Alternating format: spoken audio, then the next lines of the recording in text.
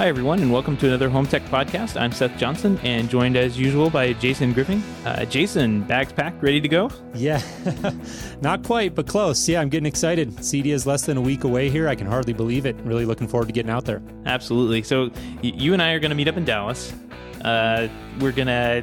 We've got everything lined up for what? You're there, what, Wednesday through Friday? Is that right? I am staying through Saturday. So I arrive on Wednesday, and I am staying through Saturday afternoon. I have the same plan. So it's going to be a couple of days of some hard work, honestly. I think we're going to try and do our day jobs, which is going around and doing, business relations type stuff with a couple of people. And we're also going to try and do the home tech stuff at the same time, do interviews on the floor and take pictures and videos and share those through social media and all that good stuff. So I think it's going to be busy for you and I, man. Yeah, lots to cover, and definitely, trying to make that all balanced. So I'll be focused a little bit more on the front end of the trip, probably on stuff for Harrison Home Systems, my employer here in Denver. And then we'll be kind of picking stuff up as I go. And then really towards the back half, kind of late Friday and all day Saturday, really running around, focusing on home tech. But I'm sure it's all going to kind of balance out, and we'll just make it all work like we've done in the past. And I'm really excited to get out there. You mentioned that we'll be sharing a lot of that on Twitter. And Seth, I want to give you a big nod. This has been an undertaking of yours. I can take no credit for yet, but appreciate you putting it together. We've got HomeTech.fm/CEDIA16, so HomeTech.fm/CEDIA16, and that is a kind of what would you call it, a central holding pen there for everything that we have, thoughts related to the CEDIA show. You've been sharing some news stories as they've come up, and we look forward to sharing some posts and pictures and videos and stuff from the show floor there as well. So definitely would encourage people to go check that out. Yep, it's basically a category that we have set up on the blog. So you can go to the blog and get the same news, but there'll be some intermixed stories in there as well. So if you're just looking for our CEDIA coverage, looking for the videos that we do on the show floor, some of the audio interviews that may not make it into the show, CEDIA16 is the place to go. And we'll have that in the show notes too at HomeTech.fm/127. And we can't go too much further without acknowledging that we record on Tuesday. Tomorrow, on Wednesday, there's a very large Apple event going on where some new phones and whatnot might be unveiled. And then actually the public introduction of iOS 10 and what is really HomeKit. HomeKit will be released to the public in a first-party form. It'll be directly on the phone, on the home screen. There'll be a home app. If you swipe from the bottom and swipe kind of over to the right, if you have any HomeKit product, they'll show up there as little devices that you can control. So I'm so excited about that. But I'm not sure if we kind of already know that's going to happen. So if anything does happen, we'll break in right here and have some crazy news of what happened in the Apple event. But otherwise, we're just going to put our heads down and talk CEDIA for the rest of the show, because that's our deal. That's what we're here to talk about mainly. But yeah, definitely Apple, obviously a big deal. And with HomeKit finally making its way out into the wild, so to speak, or I should say the Home app, rather, on iOS 10, obviously that's a very big deal. So we'll be keeping an eye on that. And just with our production schedules and families and all that, we're recording here on a Tuesday. And like you said, Apple's thing is on Wednesday. So time will tell. And if there's anything that we feel really needs to be addressed, we'll break in with a special announcement there. But let's get more to the matter at hand here, and that is CEDIA. This is really our CEDIA Look Ahead special. To that end, we have a great interview later in the show, so be sure to stay tuned for that. We had Bruno, the CEO of CEDIA, the organization, on, and really appreciated Vin taking the time to come on and join us. I'm sure getting ready for the show right now is crunch time, and they're probably super busy. And he took the time to sit with us this evening and really share quite a few of his thoughts on where CEDIA stands as an organization and what importance the show has to our industry and what some of the key things are that he's going to be looking for out of the show. So I really had a good time with that conversation. But before we jump into that, as usual, we want to kick around some of our own thoughts. We're going to do, Seth and I both here, have some thoughts about key themes and broad topics that we think are the most important or the most prominent themes that we expect to emerge from the show. So we're going to kick those around before we get into our interview. So the first one up, one of the key themes, Seth, I know you pointed this one out that you're going to be looking for heading into the show, is video doorbells. You expect this to be a big one this year? Yeah, well, I didn't expect one to be one, but looking at some of the pre-planning that I do and looking at the show floor map and kind of going around and ticking things off, it looks like there's going to be a lot of vendors showing off video doorbells. Doorbird is going to be there. That's one of the big ones that is touting itself as being integrator friendly. Ring is supposed to be there with some pretty big news. I think we're going to touch on a little bit later. And there's, according to Julie over at CE Pro, and her big takeaway is tomorrow as well, right smack in the middle of the Apple presentation. But there's going to be 16 vendors on the show floor showing off video doorbells. Wow! So this could be the year of the video doorbell. I'm not sure, but I think there's going to be enough video doorbells on the show floor in every shape, model, way that you want to look at. I mean, we're gonna be so tired of video doorbells by the time end of this show. I don't think we're going to talk about them anymore.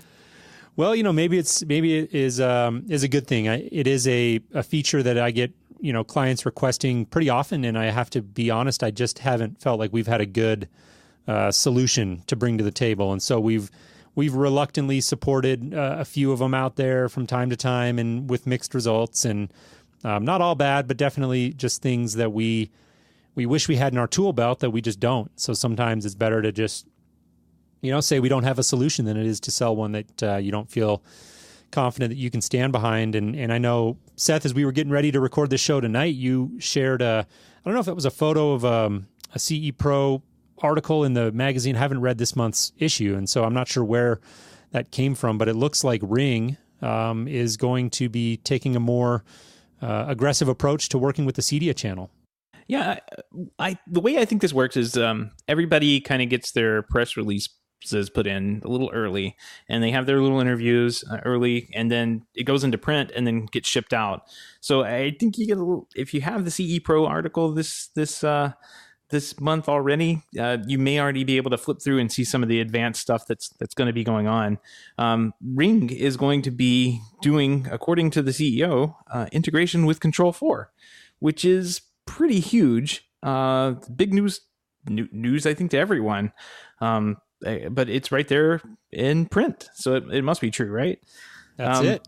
The other thing they have, I think, is pretty interesting. Besides integration with Control 4, is they're going to be pushing out a flush mount unit. It's going to offer PoE for power and IP communication, which is big too, because that's, I think, all we want to use. We don't want to use a doorbell wire, right?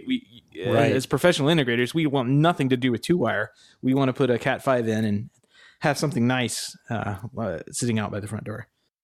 Yeah, and to me, that was the bigger thing of this story. I saw the Control 4 integration, which is obviously cool. I get that. I see the value there. But when I saw that they were going to be coming out with a flush mount unit, Ethernet, PoE, I mean, that to me is like, finally, because that's really, what I feel like we've been hurting for in that market. And when you're doing a new build and you've got the opportunity, or a new build or a remodel, I should say, and you have the opportunity to pull some wire, whether that's bare studs or in a retrofit environment, why would you ever want to rely on Wi-Fi, particularly for something like a door camera that's using a lot of bandwidth and is typically on the exterior of a house with, who knows, brick, stone, whatever else you have in that wall that's really degrading the Wi-Fi signal. And so personally, from where I sit, that's been one of the main limitations of the offerings that are out there, is not having that ability to hardwire. And so it's good to see that Ring is doing that. I also happen to know that Doorbird is an interesting company that I'm planning to go take a look at. I've had a little bit of correspondence with them through my job here at Harrison Home Systems. They reached out, and they seem like a team that gets it. They've been doing it a while, a company based out of Germany, I believe, and they've had that Ethernet and PoE from the start. And so I think, to me, that's a pretty critical piece, and so I'm glad to see Ring doing that. Yep, and on that same page there's an article about a $560 doorbell from Fabaro. So there's going to be a lot of these doorbells, these video doorbells, hit the market. This one is also PoE powered. So should be for an interesting show in the video doorbell market. And maybe we can do a roundup at the end, and take pictures of every one of them, just line up, put all the doorbells you can handle. Yeah, exactly. Well, the Ring story segues perfectly into one of the big themes that I'm kind of interested to see. I see it developing already, and I'm interested to see it take shape in Dallas and how it will emerge from the show. And that is this concept that I'm kind of calling meeting in the middle. And what I mean by that is, Seth, we've spent a lot of time over the last couple of years talking about how all of these consumer technologies are seeping into the CEDIA show floor, and whether you think it's a good thing or a bad thing, it is the reality. And what does that mean for our industry, and how are we going to adapt and evolve to that? But what I'm seeing right now that I think is interesting and not necessarily surprising, but just something I hadn't really necessarily been looking for, is this idea again of meeting in the middle. And I think a lot of these companies that maybe had come into the market targeting it at the very low end, maybe with a Kickstarter campaign or whatever it was, are starting to realize that home technology and the smart home are very difficult. And there's this whole industry of guys like you and me and thousands of others who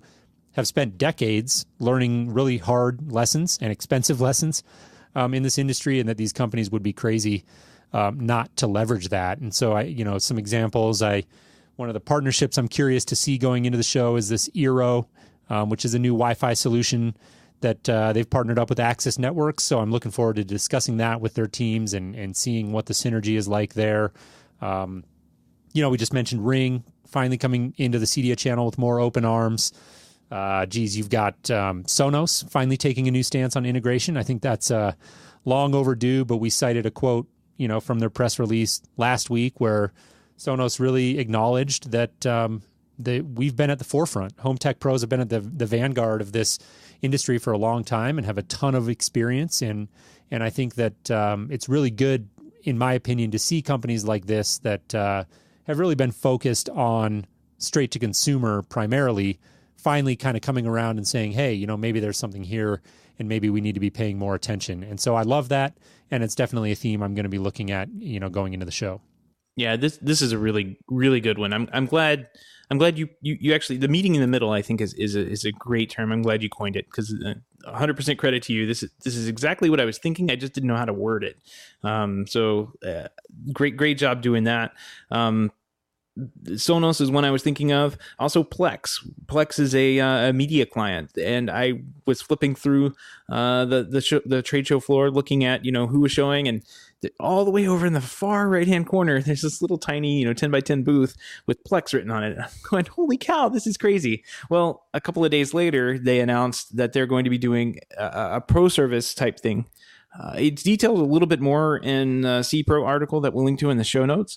But you're seeing that happen. Like Eero, we talked about them last week. They're going to have a pro services link on their website, which this is great. This is what should happen. And I'll add on to your experience tag that you're holding there. You're saying that we have the experience. We also have the passion.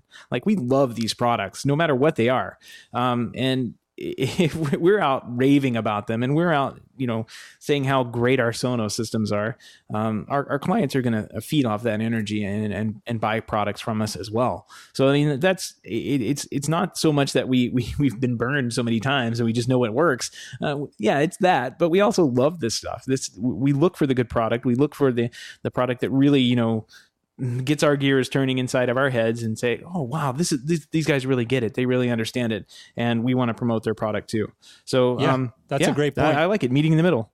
Yeah. And I think that, what I'll be really interested to see when I talk to companies that are doing this is, are they doing it in like a meaningful way, or are they just looking at us as maybe a conduit to move some more boxes, And so I think that's really going to be the differentiator there. And that's what I think remains to be seen, is like, are they really embracing what we're telling them? Are they giving us a little bit of margin to work with? Are they setting up proper support channels? How do you deal with becoming a dealer? What do you get for that? There's a lot of questions there, and that's really the question mark for me. Right. And that could be a challenge, right? Because that may not have been built into their business model from the very beginning. Like, of course, yeah. We can definitely point to Sonos for this one. Even though we were built into their business model, I mean, they were standoffish. They were very almost hostile. I mean, there were plenty of stories in the early days of Sonos showing up at the CEDIA trade floor that they were not very interactive, let's say, with the dealers going by and saying, hey, we'd love to integrate with your stuff. There's no API. that wasn't that they were there for. They were there for Sonos and Sonos only, and nobody else. So Right. Learning to play with the rest of the kids in the playground is part of growing up. And I'm glad to see that, I'm super excited to see Sonos have an official API like we talked about last week. I'm even more excited to see that they're going to be integrating with Amazon Echo. And I'm even more excited that Amazon Echo is showing up to the show and going to have a rather large booth right there and almost in the middle of the show floor. Yeah. Yep.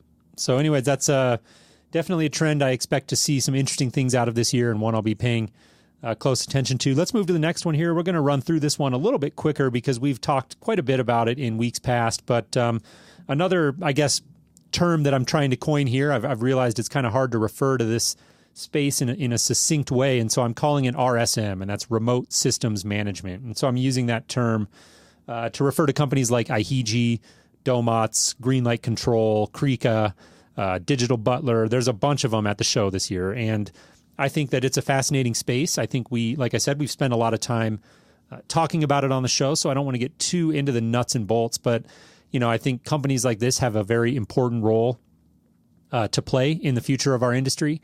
And I feel like 2016, when we look back, will be the year that we mark as when this RSM technology really arrived. IHG, who we had on the show very recently, was I would say a pioneer in the space. They've been doing it since 2009, so really ahead of their time, I would say, as far as when they came out with that technology.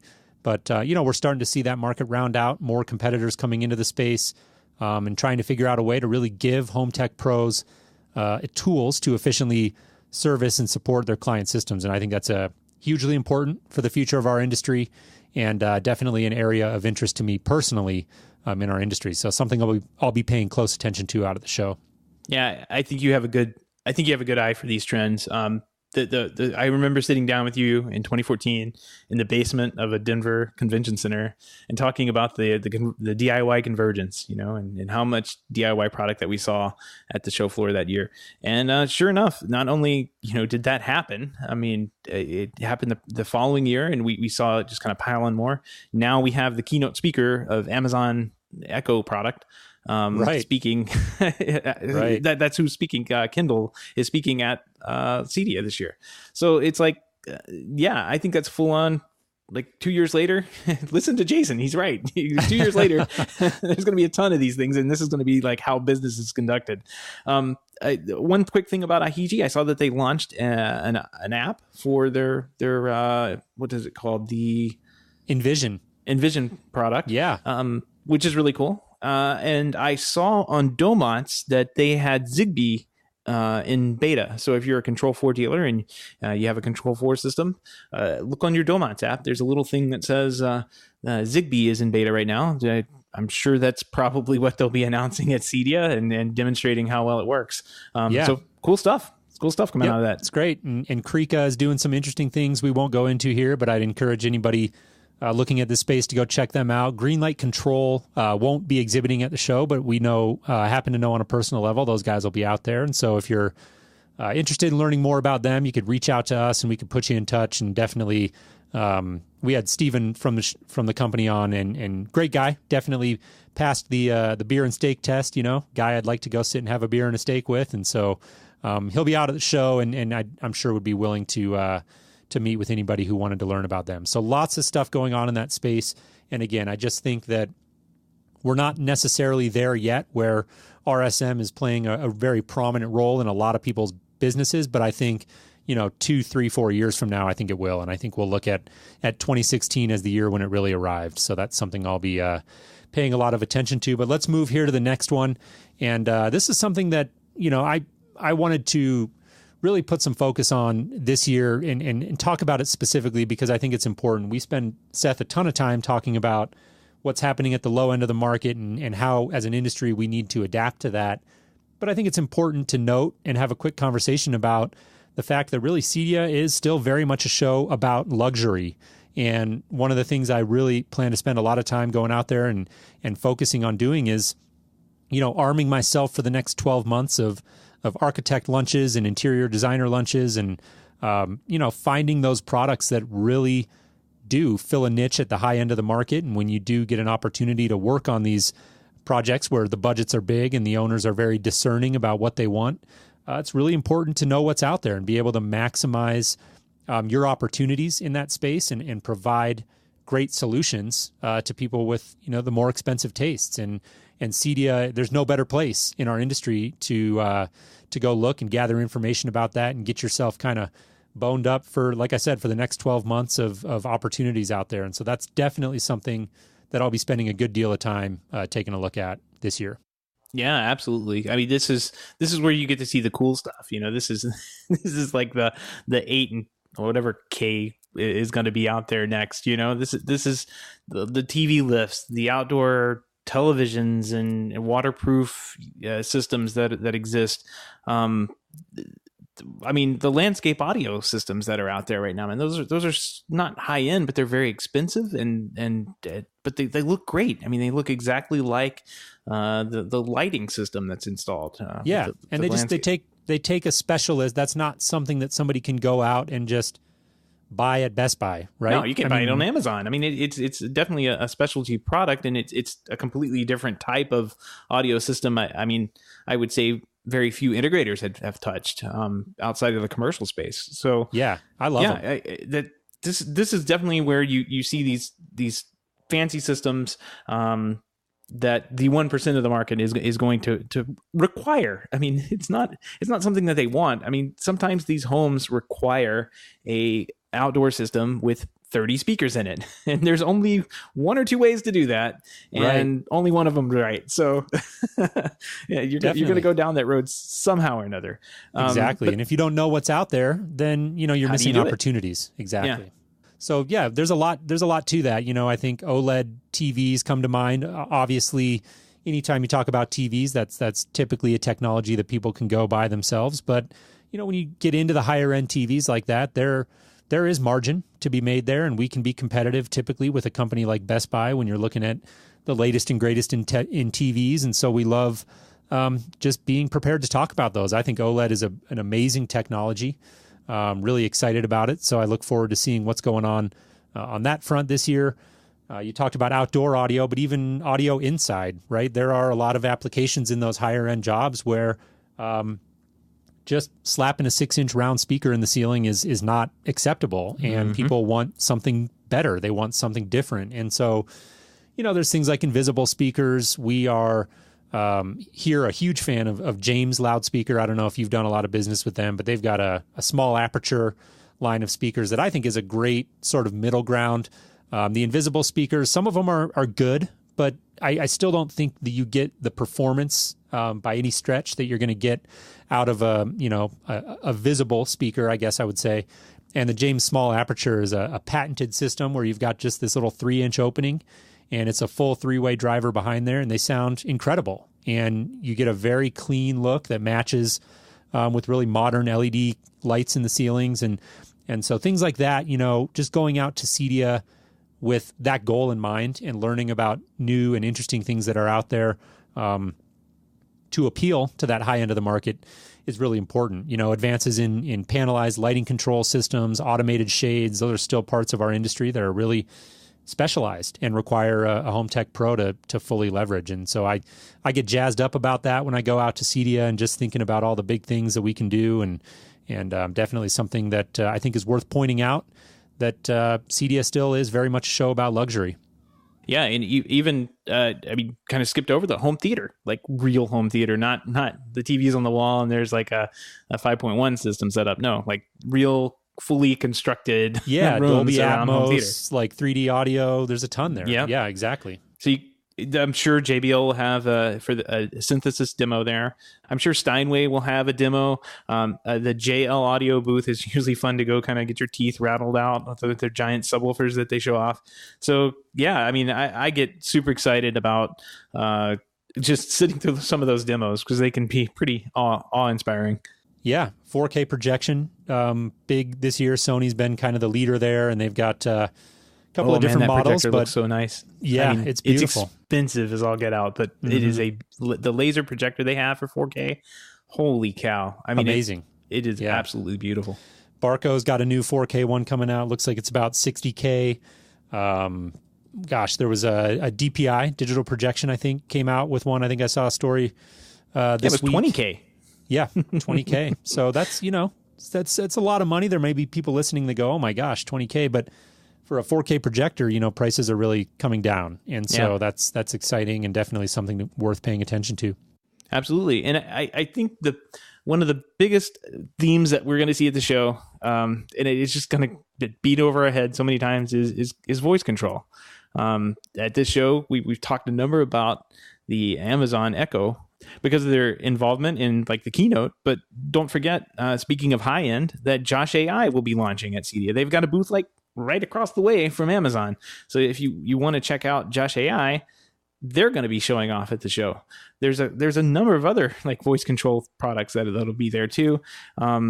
And I'm super excited to see what comes out of CEDIA this year. We're all going to be yelling at something to control something in our house by the end of the show, I'm sure. Yeah, I have to wonder how well the demos are going to work on that noisy show floor. The vendors have the work cut out for them on that front. Are they going to have like a sound booth that you get into and talk to the Echo? I wonder how this is going to work. I think they're going to have to, but that'll be interesting. I guess if it works well in that environment, it should work very well in your home. And yeah, I think clearly that's a big trend that everybody's expecting, pretty obvious. We've heard the stories about the Amazon being at the show, and the director of Alexa is going to be given the Friday morning keynote. So a lot there. And I think that voice control, 2016 to me does feel like the year when it's starting to turn the corner from a fringe technology. The idea about voice control in the home is not a brand new thing. Going way back to when we started this show, over 2 years ago, we had a gentleman on from a company called VoicePod, and they were doing voice control, I think primarily for Control 4 systems, if I remember correctly. And they recently, actually, a story came out that they have shut the doors on that company, unfortunately. Seemed like some great people working there and had a great mission, but I think the market's just changed, and they probably just had no other choice. But Ted on his post said that something along the lines of, Google and Apple and Amazon, these are the big guys on the block. They didn't have any interest when he started up his product a number of years back, and slowly they've worked their way into the market in a couple of different ways. What I thought was also interesting is that he alluded to in that post, and we'll include a link in the show notes, that Control 4 may have their own Amazon integration solution coming out. So I'd be interested to see what that looks like at the show, if that is something that does show up. Yeah, well, that'll be the big thing is who's going to be showing Echo integrations and who's going to be doing interesting, compelling things with that, and who's just going to be doing, the basics and maybe just forcing it a little bit. I think that'll be interesting to see where the compelling use cases are and who's able to push that. And I think a lot of it also is probably going to come down to just maybe limitations of what Echo is currently capable of. I'm very curious personally to go check out Josh AI. I think that they are, an interesting company. They're definitely coming at it from a very different angle, very CEDIA focused. We've questioned on air the price point. They're very expensive and unapologetic about that. And I don't know if that is going to prove to be an effective strategy, if it was necessary by the amount of costs that they're running. I have no clue, but they've come at it from a very high price point. And I'm just curious to go check it out, get a feel for the company, what those guys are about. I know Alex, one of the founders, listens to the show, and we appreciate him tuning in. I think it's a CEDIA-focused voice control product.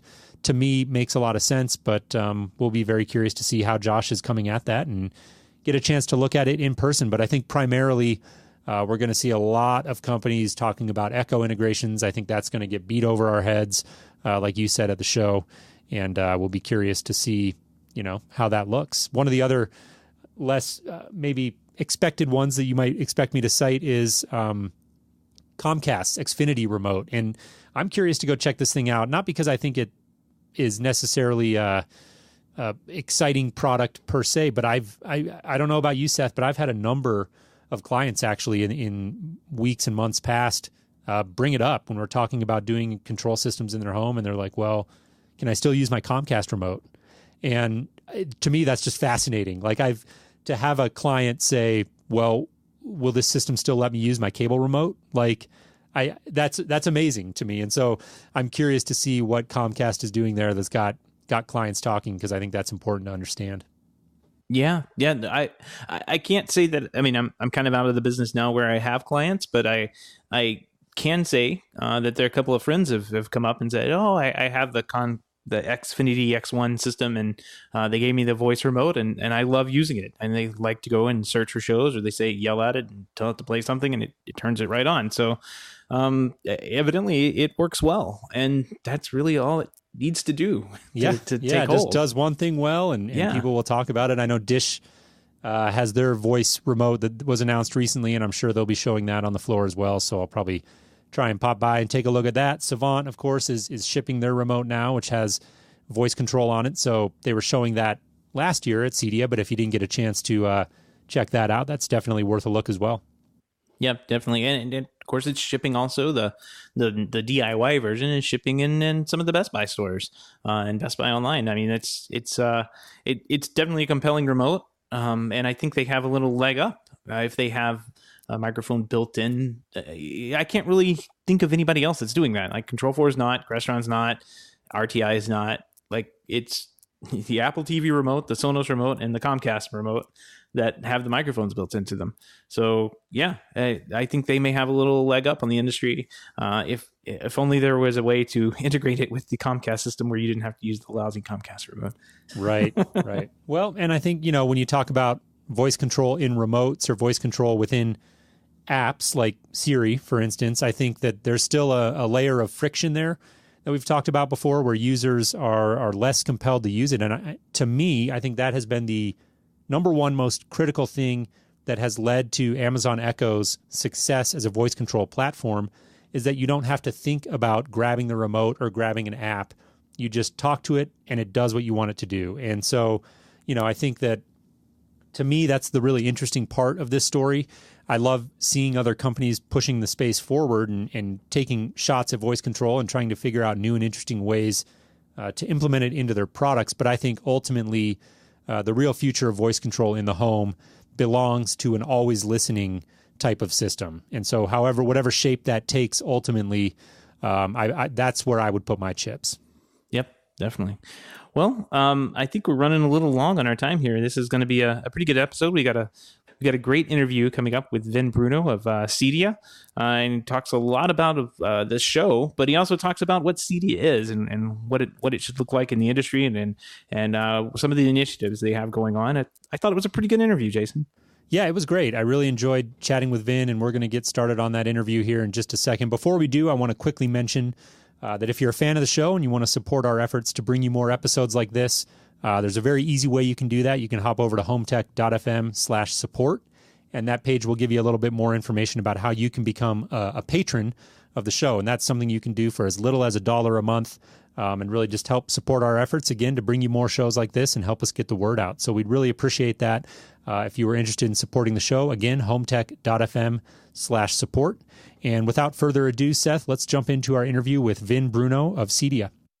Hey, Vin, welcome to the show. How are you? Real good, Jason. Thank you for having me. Yeah, we appreciate you taking the time. I'm sure you're really busy in the run-up to CEDIA here, and so definitely I'm glad you were able to carve out some time here to join us on the Home Tech Podcast, and I really look forward to diving into a conversation here with you. We're going to talk a little bit about just CEDIA, the organization, and where you guys are at right now and where you're headed, and then, of course, we're going to spend a good deal of time talking about the upcoming show in Dallas as well. But before we do that, just in case we've got some listeners who may not be familiar with who you are and what you do, why don't you give a quick personal introduction and maybe talk about some of your industry background as well?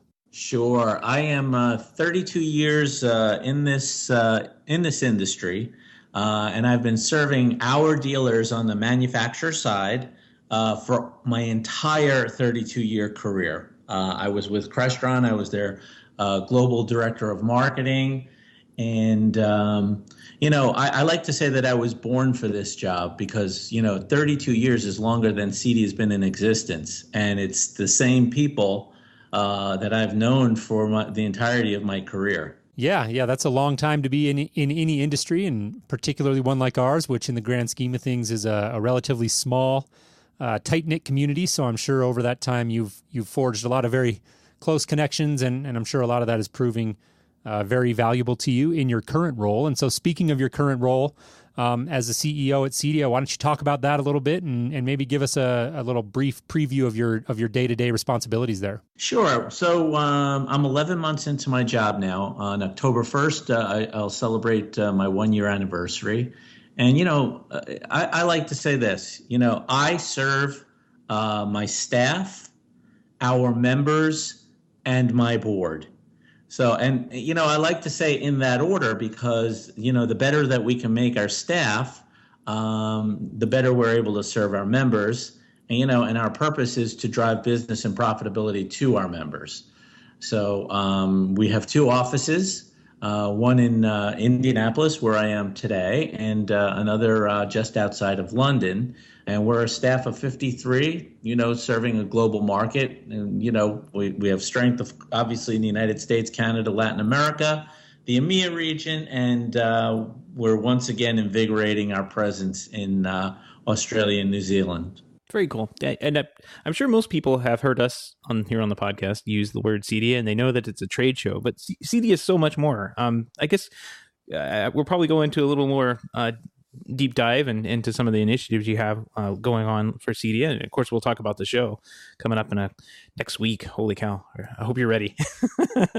But give us kind of an idea of what, CEDIA's role in our industry is. Right. In a way, it drives me a little bit crazy that, we're referred to as a show. We are so much more than a show, but, one of our greatest strengths at CEDIA is this community. And we create the community with our show, with things like Business Exchange and our tech forums. And, we have an online forum that we call CEDIA Community and CEDIA Group. So we're constantly, every single day of the year, bringing our members together to collaborate.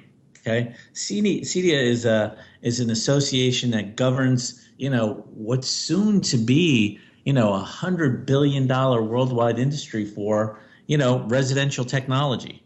And, we like to help those make their start. We like to help those veteran organizations with, best practices for hiring and retaining talent and teaching sales and marketing 101, not to mention all of the technical training and, certifications so that each of our members can maximize their profitability. Absolutely. Well, speaking of, you mentioned, made brief mention of the fact that I think you said you're 11 months in, so coming up on a year, so pretty new undertaking here for you relatively in the space. And I know you've got a number of initiatives that you've been really emphasizing for the organization in trying to kind of put your own spin on it, right? And that's the job of a CEO. And so I know one of the big things I've heard talked about is this idea of life lived best at home. And would love you just to give a brief overview of what that initiative is all about. Sure. So, life lived best at home. Okay. CEDIA provides vision, connection, and all of the resources to empower our member integrators and manufacturers to collaborate. And, and that, expands prosperity for the channel. And we do this. Our mission is serving homeowners. I like to call them clients. Because these clients, they own homes, they own yachts, they wake up with their technology, they go to sleep with their technology. So the vision for, life lived best at home actually will transform over time in short order for life lived best. And so a CEDIA member, a CEDIA member is trained to provide exceptional experiences to homeowner clients.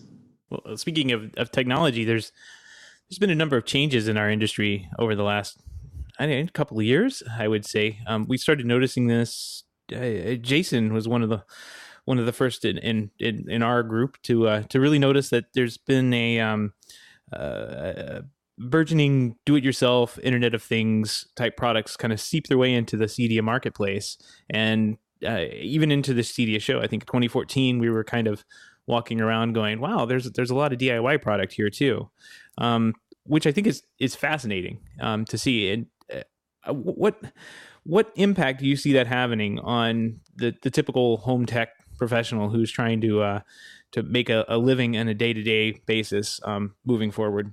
So our CEDIA members have to embrace all technology. Okay, when CEDIA was founded, it was founded as the Custom Electronic Design and Installation Association. Okay, today we've trademarked the word CEDIA and we've defined it to be synonymous with technology. And that's all technology. You know, when you go into Lowe's and Home Depot and, you know, you see all of these kiosks and point of purchase displays for automated locks and doorbells and, you know, some simple lighting controls. You know, a homeowner may buy those products, okay, but they're not even inclined to take them out of the box and set them up themselves. They want a professional in the house to help them with all their technology. And, you know, I'll give you an example. You know, last year at my show, someone that appeared to be very important came into my booth. And, you know, we talked, and I said, so how can I help you? And he said, I've got no one to hang my TVs. And this was the chairman of Vizio. And, you know, wow. It's kind of funny, right? Because what homeowner do any of us know that buys even a TV and hangs it themselves?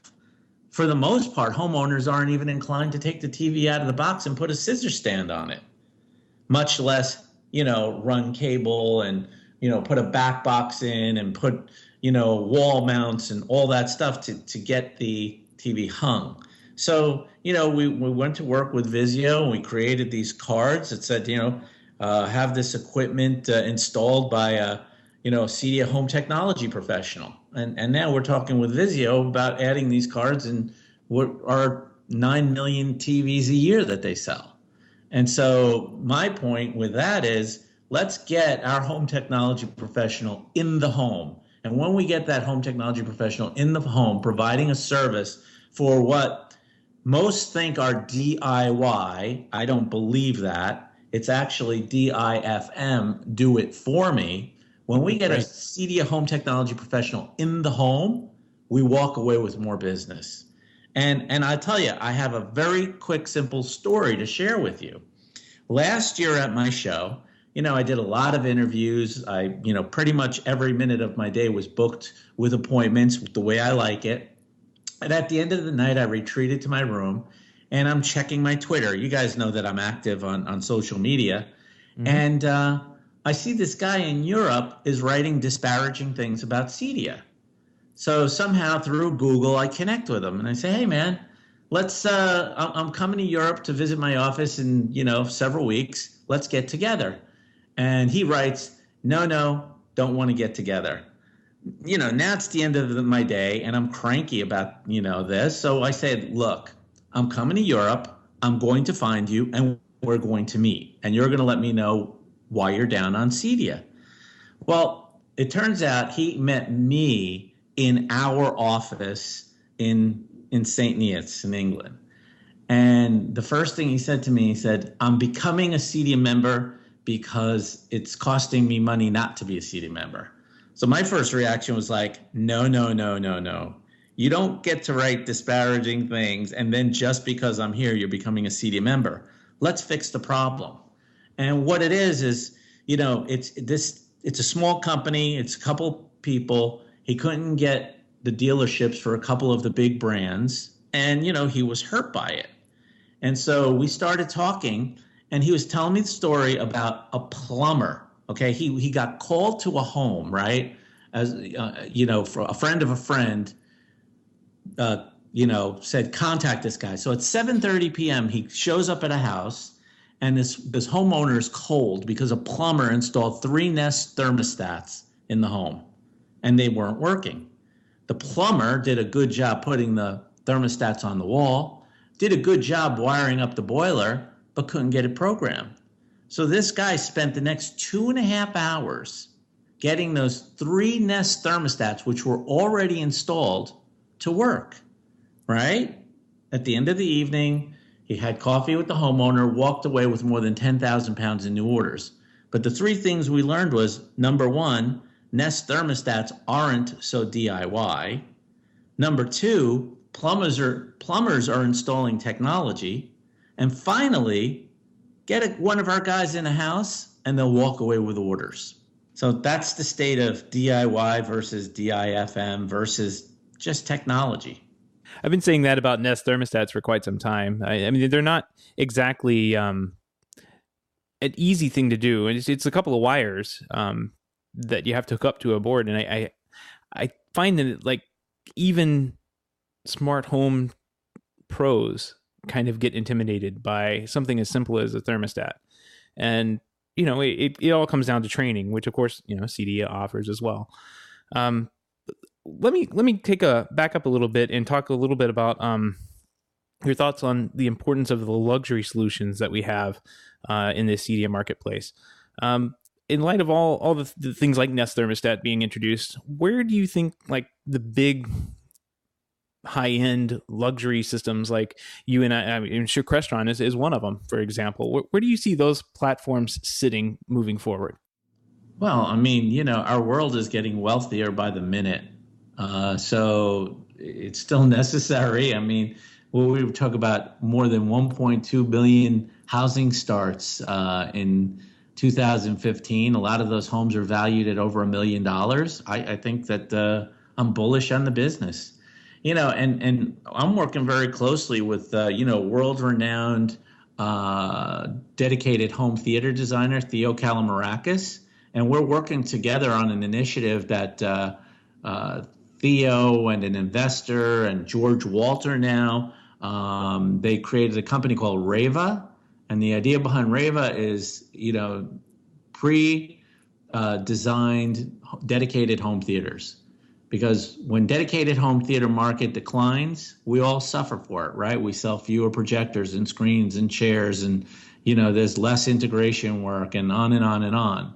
So when Theo, had this, vision for invigorating that market, I was on board. Any CEDIA member that is interested in driving business, they have my attention and they have my support and my efforts.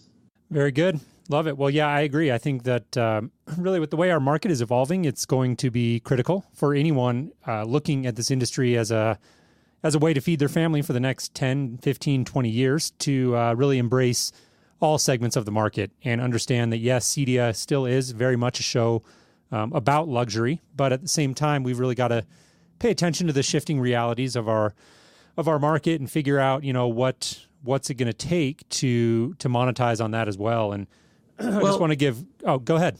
Well, let me interject here. Here's what being a member of CEDIA, the Technology Association, which is an addition and more than the Custom Electronic Design and Installation Association, we have to become the single point of contact for all of our clients' technology needs. Right? We should not send away our clients to call an electrician to hang a TV. We should get in there and support that client for that effort. And we should be paid for it, right? Because once again, homeowners, they don't know what they don't know. We're the professional, we're the consultative group that can help them, enjoy a life lived best at home. Absolutely. I agree 100%. I find that to be kind of challenging in a couple of respects, simply because I've worked for a number of businesses in the CEDIA marketplace, and some of them were CEDIA members and some of them weren't. But I think we all come from like different backgrounds. I have a pretty pretty long history with networks, and I got into the business when home networking was kind of a big thing, and security guys really didn't know how to do it. So they would bring me in to set up a real home network. And I still see that playing out right now. Like I don't know how we can become the single point of contact if we have all these different businesses doing different types of work. Does that make sense? I mean, it seems like we have security guys, we have some HVAC guys in the business, we've got some guys that just hang TVs, and then we've got some guys that just wire houses. And I don't know how do we forge forward if we're doing such different things. Well, it's kind of funny. I think we as an industry let that happen. But what you're going to be seeing over the next couple of years is a convergence between security and home automation. You'll see less of the home automation guys saying, "Oh, let the security guys do it," and vice versa. Okay, we're gonna be working together, learning each other's crafts, merging. You won't be turning down security, jobs for installing security in homes. You can't, because it'll be just too darn competitive out there if you don't support the homeowner. If you send the homeowner away to another group, then that group will learn your craft. Yeah, definitely. I agree. And I want to move on here to make sure we leave enough time to talk about the show. But I do want to give a quick plug here to a video that we mentioned a few weeks ago on the podcast. It was a conversation, Vin, between you and Shelly Palmer that was up on a little YouTube video where, he had an idea that he expressed in there about this opportunity of being the solutions provider as opposed to just the installer. And I really liked that. And we're going to include a link to that in our show notes at HomeTech.fm for this episode. Once again, I think anybody listening to this conversation we've been having for the last few minutes would be well served to take a few minutes. That was like a 3-minute video, and definitely worth going and watching. And so I do want to move on to talking about the show, because that's obviously a big deal and it's right around the corner. But I want to ask one more question and give you a chance here on air to share some thoughts about it, because I know this has been a hot topic in the industry, and it's this idea of as a CEDIA channel, what are we going to call ourselves? Are we going to move away from the term integrator and towards something like you've suggested, technologist? I've been out there kind of suggesting Home Tech Pro. There are pros and cons to all these different names, and I think it's an interesting conversation. Now would be a great time to share your thoughts. So let us know kind of where you stand on that. Well, it's certainly been a fun conversation. It's gotten a lot of press. And I will say this, that, come 2019, 2020, our members will be glad that I said technologist first. So here's, we started our year, right, with the show, CEDIA 2015. Following that show, we did a survey, and more than 1,600 of our members answered that survey. And they want to be called home technology professionals. Our members identified 2 pain points. One is workforce development, and the other is consumer awareness. And you know what? Workforce development and consumer awareness go hand in hand, because, students graduating from college with a philosophy degree and they can't get a job still should be able to earn a noble career. And, they won't raise their hands to become installers or integrators, okay? And homeowners aren't Googling. They aren't going on Google searching for us to find installer or integrator. Our SEO tells us that they're looking for us via smart home or home theaters, but not everybody's shopping for a home theater. Some people just need, a home network upgraded because they've got so many more connected devices in the home. So, with the proliferation of connected appliances, people's home networks aren't capable of handling those increased number of connected devices. So they have to find us. And so what I said was that we are technology companies, and one who specializes in technology is a technologist. That's not what we're called today, but I'm glad I said it. You're sticking to your guns. I like it. That's right. It's funny because I'm advocating for Home Tech Pro, but I think I might be a little bit biased. So we'll have to see how that all pans out. But I think either way, it's an important conversation. And by the way, it's funny because I've challenged everyone on this. Anybody who has commented negatively, I've challenged them and said, well, what should that one word be? And it's kind of funny because everybody comes up with 2 or 3 words. 2 or 3, I say, stop. Right. You got to come up with one word. So will Home Tech Pro ever roll off the tongue the way electrician, lawyer, doctor, plumber, realtor? Those are one-word descriptions. Lawyers are so smart, they have 2 one-word descriptions for them, attorney and lawyer. Well, you've got me beat there. I will admit, yeah, that's a challenge. Getting to that single word, I think, is important. And so definitely an interesting conversation and I think an important one. So I appreciate you sharing your thoughts on that. But let's let's move into the show here. Let's talk about CEDIA coming up in Dallas. As this episode first airs, we're going to be less than a week away from the show. And let's start just with the high-level view, Vin. I just want to hear you share your thoughts. You've mentioned that CEDIA is much more than a show, and we've talked a lot about that. But obviously, the show is very important, and I'd love for you to share your thoughts on why you think attendance at CEDIA in general is vital to our industry. Well, so you mentioned Shelley Palmer. First things first, on the eve of the show, Shelley Palmer is going to give his keynote. I encourage every home technology professional to come. Shelley is, he's the technology expert for CNN, for Fox, and he's in the circle of New Yorkers where he's in 30, 40, $50 million homes. And he's not going to be giving a fluff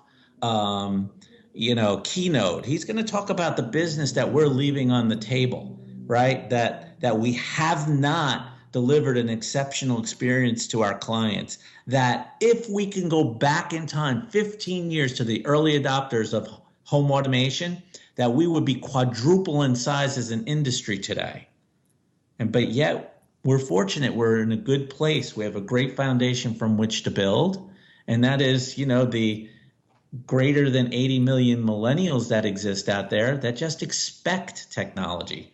He'll be talking about that it isn't a smart home or a connected home, and dare never say future home, because future implies you can't get it, okay? And it's here on our show floor. So we're moving toward just home, and technology is expected in the home. So I'm starting right away with Shelley Palmer's keynote. But you know what? Even a day before that, on Tuesday, we start training. This year, we have many, many classes, much training that lasts from Tuesday through Saturday. We have close to 500 exhibitors on the show floor, and we're expecting 20,000 of our colleagues to walk it, enjoy it, get educated, collaborate, party, and just, enjoy the physical presence. That's what a trade show does. Our CEDIA 2016 show is a physical presence that represents our industry. Yeah, I've got to agree with. I mean, that's 100%. This is the show here in the States for our industry, hands down. There used to be a number of other smaller ones that existed, and they've all kind of come and gone. And I think there's a couple of other ones that are popping up here and there now that the market's coming back. But CEDIA has always been, the mainstay. This is where we went every year. As soon as I entered the industry, I've been involved at just about every aspect of it. But I've presented. I've been on the show floor working, and I've been in as an attendee, and I've been in training. So it's an absolute great show, and I love every aspect of it, both the business aspect and going around and seeing the new technology, down to the social aspect, which a lot of people go for, is to catch up with colleagues and have a couple of adult beverages in the after hours. There you go. Well, and let me share this with you. CEDIA supports all events, okay?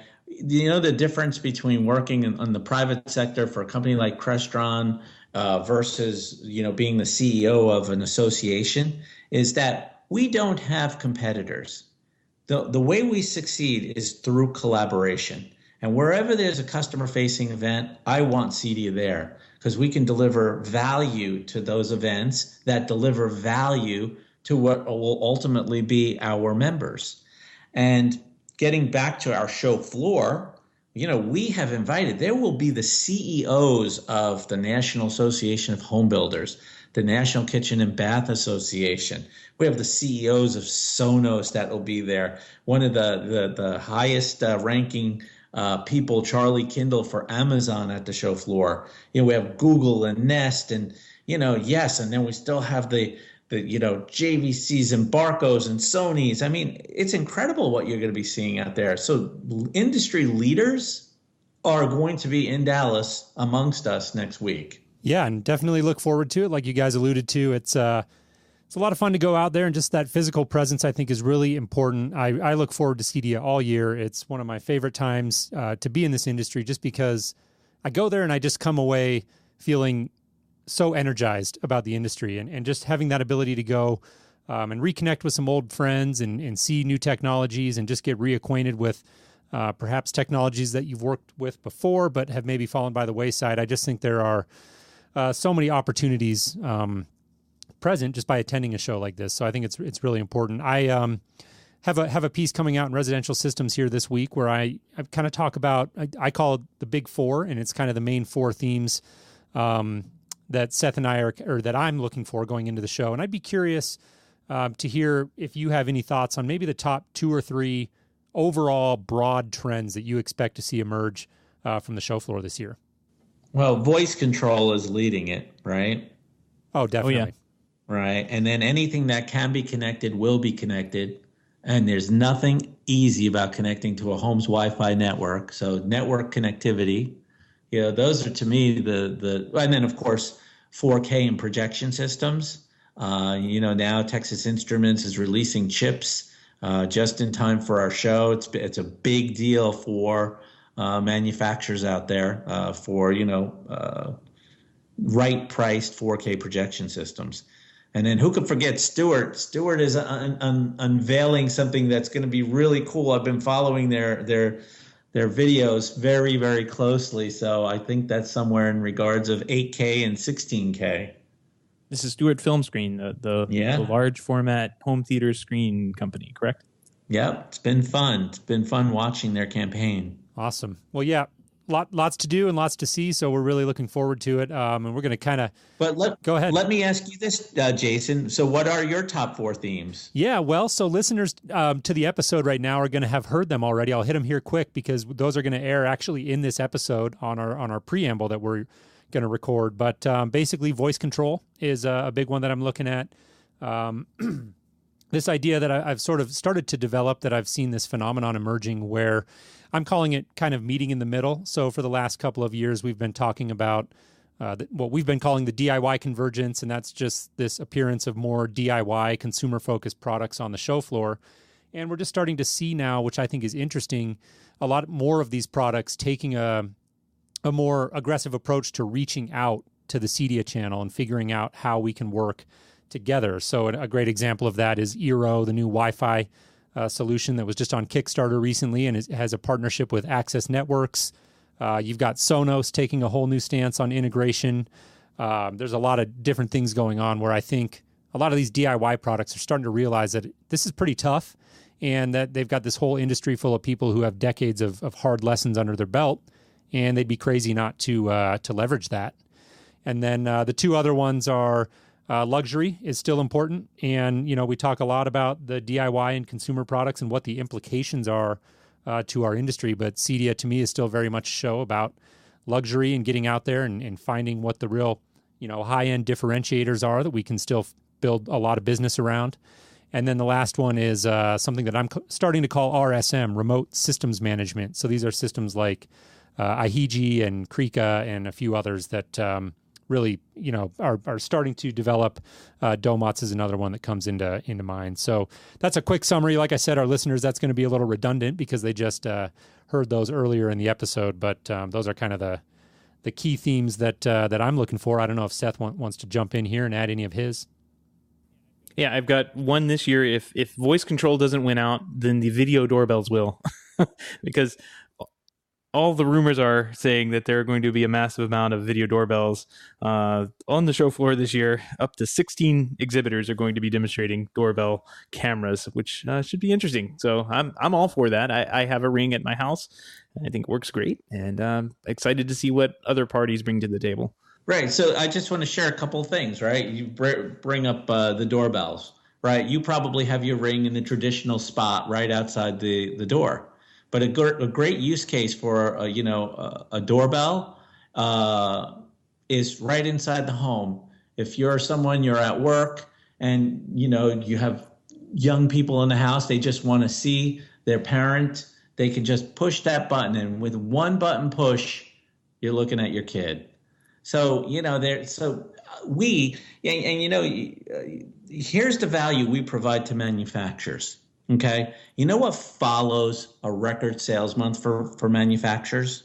Typically, is record return month for incorrect implementation, right? The better we are, the more our products stay out in the field. Everybody wins. So it's a good time to be in our business. There's lots of prosperity ahead. And, our most successful home technology professionals are ones that know that, if they look in their parking lot and they see their van just parked there, it isn't making them money. Anyway, anyhow, we can get inside the home with homeowners. We can upgrade their technology. We can install their technology. We can design their whole home system and provide them with a technology lifestyle that gives them a life lived best. That's our value. Yep, love it. Well, let's wrap up here. We're running short on our time. Want to make sure we touch on the fun stuff. Vin, what are the biggest parties that you're planning to attend out at CEDIA this year? Well, I was just invited. Well, first of all, our own. Okay, there's a couple of parties. We do a volunteer reception for all our volunteers throughout the year. We can't be who we are without the help of our volunteers. I'm so thankful for the friends that we have that support CEDIA. And then, of course, our own party following the keynote. It's going to be terrific. It's going to be at Gillies. Everyone's invited. Dish is sponsoring part of that for the drinks, and it's going to be a fun time had by all. We've got about 1,400 people that are registered for that event. So I'm looking forward to that. And then just tonight, I was invited to, a poker tournament. One Vision Resources sent me an invitation for a poker tournament on Friday night, and I happen to be free. So I'm excited for that. That sounds great. Well, Vin, I want to thank you very much for taking time out of what's got to be a crazy busy week for you. I've actually planned and worked in the show business, so to speak, and set up these massive conferences for an arts organization. And this is crunch time for you. So I really appreciate you taking your time and coming on the show here and talking about the industry with us. I really do appreciate your time. So if people want to reach out with you, I know you said you're active on social media. If people want to reach out and touch base with you, where's a good place they can do that? Twitter's always good. CEDIA_Vin. I'm very active on Twitter. And of course, they could just reach out to me by email at vbruno@cedia.org. I answer all my emails typically on the same day that I get them, worst case the next morning. Very good. Yeah, and I can attest to that, Vin. You were very responsive when we reached out to get you on the show, and so we really appreciate that. And once again, just want to thank you for coming on. Wish you all the best of luck as you guys ramp up and get ready for the show, and we look forward to seeing you out in Dallas. Thank you very much. And what makes this show great is the staff. We have a heck of a staff that are just expert in this. I ran shows for Crestron, and typically for, a Crestron booth, it would take over 100 people. Okay, we have 43 people here, 11 in Europe, putting together a show that's 250,000 square feet, and we have our own 2,000 square foot booth within it, plus parties, plus awards, and keynotes. So I praise my staff. Very good, and I'm sure that is well deserved. So thanks again, Vin. We look forward to seeing you out at the show, and appreciate you taking the time to come on. Thank you for having me. All right, take care.